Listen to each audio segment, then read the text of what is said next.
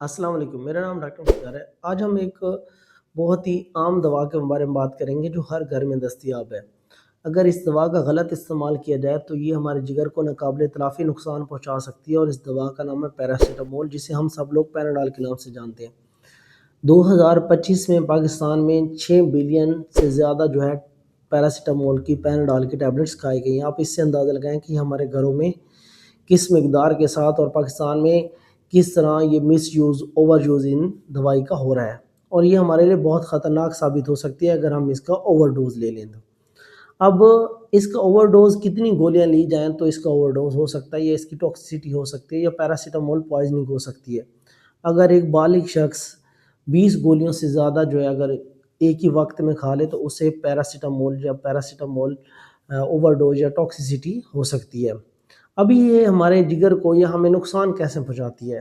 جب بھی آپ پیراسیٹامول لیں گے، اگر اس کا اوور ڈوز ہو جاتا ہے تو یہ ہمارے جگر میں ایک مادہ ہوتا ہے جس کا نام ہے گلوٹاتھیون، جو ہمارے جگر کو پروٹیکٹ کرتا ہے۔ بیسیکلی یہ ایک اینٹی آکسیڈنٹ ہے، تو یہ اس کو ختم کرتی ہے جا کے۔ جب وہ جو حفاظتی مادہ ہے وہ ختم ہو جائے گا تو ہمارے جگر کے اندر نیکروسس شروع ہو جائے گی، ہمارے جگر کے خلیات جو ہیں وہ مرنا شروع ہو جائیں گے، اور اس سے ہمارے جگر کا فیل ہونے کا خطرہ بڑھ جاتا ہے۔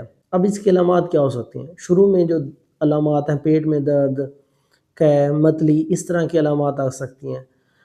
پھر جو 24 سے 72 گھنٹے ہیں، اس میں جگر کے نقصان کی وہ علامات ظاہر ہو سکتی ہیں، جس میں پیٹ کے اوپر والے حصے میں درد ہو سکتا ہے، آنکھیں وہ پیلی ہو سکتی ہیں، جسم وہ پیلا ہو سکتا ہے، اس میں بہت زیادہ تھکاوٹ اور کمزوری، پیشاب کا جو رنگ ہے وہ گہرا ہو سکتا ہے، جگر کے نقصان کی علامات ہو سکتی ہیں۔ اب اگر خدا نخواستہ کسی نے یہ گولیاں کھا لی ہیں تو صورتحال میں ہمیں کیا کرنا ہے؟ اس صورتحال میں آپ نے گھر پہ کچھ بھی نہیں کرنا، آپ نے فوراً اس کو اسپتال میں لے جانا ہے۔ اس کا سارا علاج وہ اسپتال میں ہوگا۔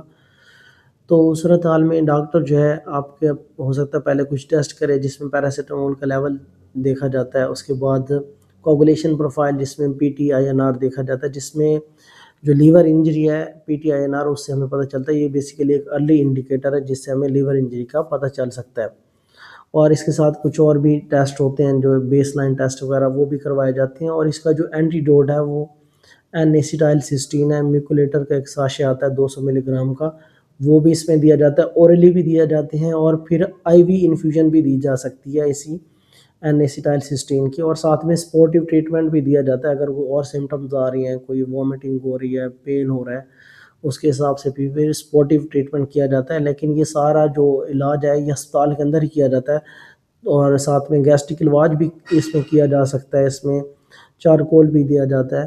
تو اس طرح کا مختلف سپورٹیو ٹریٹمنٹس بھی ساتھ میں کیا جاتے ہیں، لیکن یہ سارا کچھ ہسپتال میں ہوگا۔ کوئی بھی اوور ڈوز لے لیتا ہے یہ میڈیسن تو آپ نے فوراً اس کو اپنے قریبی ہسپتال میں لے جانا ہے۔ ملتے ہیں نیکسٹ ویڈیو میں۔ اللہ حافظ۔